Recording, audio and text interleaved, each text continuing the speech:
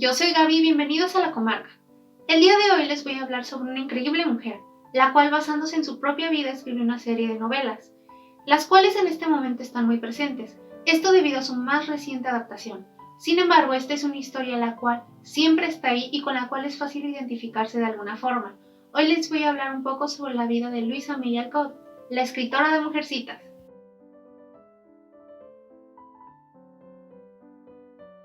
Louisa May Alcott está en la historia como una de las más importantes e influyentes escritoras norteamericanas. Para muchos críticos es una autora mutante, que dio saltos entre cuentos de misterio, thrillers de acción, novelas costumbristas y sus libros educativos para niños y jovencitas. A pesar de su aparente escritura moralizante que defendía la importancia de los buenos principios y la bondad, la sociedad más conservadora se sintió atacada debido a que Luisa defendía el matrimonio y las relaciones sexuales entre personas de distintas razas, la libertad de la mujer y su dependencia del hombre. Cuando era niña, Luisa mostró una gran preocupación por los agobiantes problemas económicos de su familia, por lo que confeccionaba muñecas de trapo para venderlas y obtener algo de dinero. Más tarde fue costurera, doncella en una casa, y como su padre se dedicó a la enseñanza. Desde muy joven su padre había encontrado una gran pasión por la pedagogía. Con el tiempo crearía nuevos métodos de enseñanza que emplearía con sus hijas. Sin embargo, muchas de sus ideas harían que su familia viviera una vida poco privilegiada. Durante la Guerra Civil Norteamericana, Luisa participó como enfermera voluntaria, pero tan solo duró 3 semanas en servicio antes de adquirir fiebre tifoidea y tener que volver a su casa. En su tratamiento recibió un medicamento elaborado a base de mercurio, lo que ocasionó efectos irreversibles que dañaron su salud de forma permanente.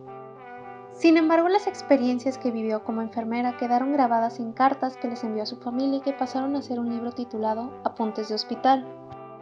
A los 22 años publicó su primer libro, Flor de Fábulas, un libro de cuentos. Se podría decir que las obras de Luisa pueden dividirse en dos grupos.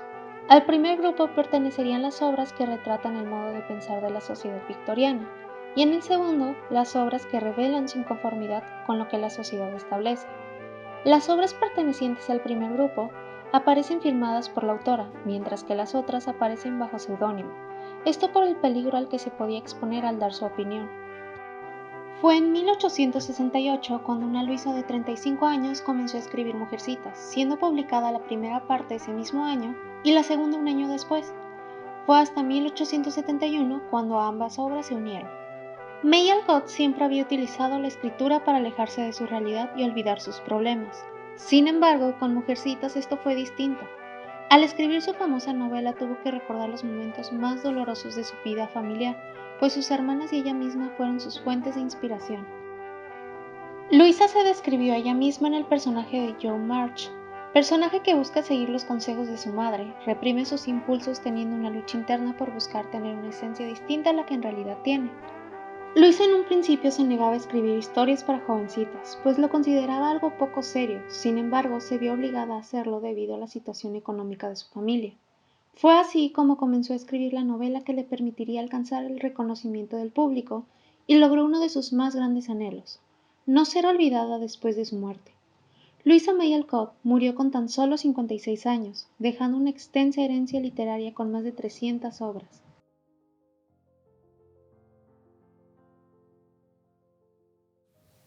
¿Qué les pareció la historia de esta increíble mujer?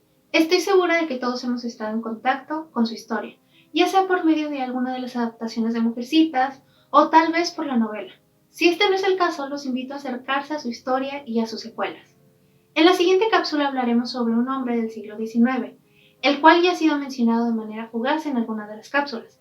Es alguien polémico, extremadamente fabuloso y con un gran ingenio que puede verse reflejado en sus obras. ¡Hasta la próxima!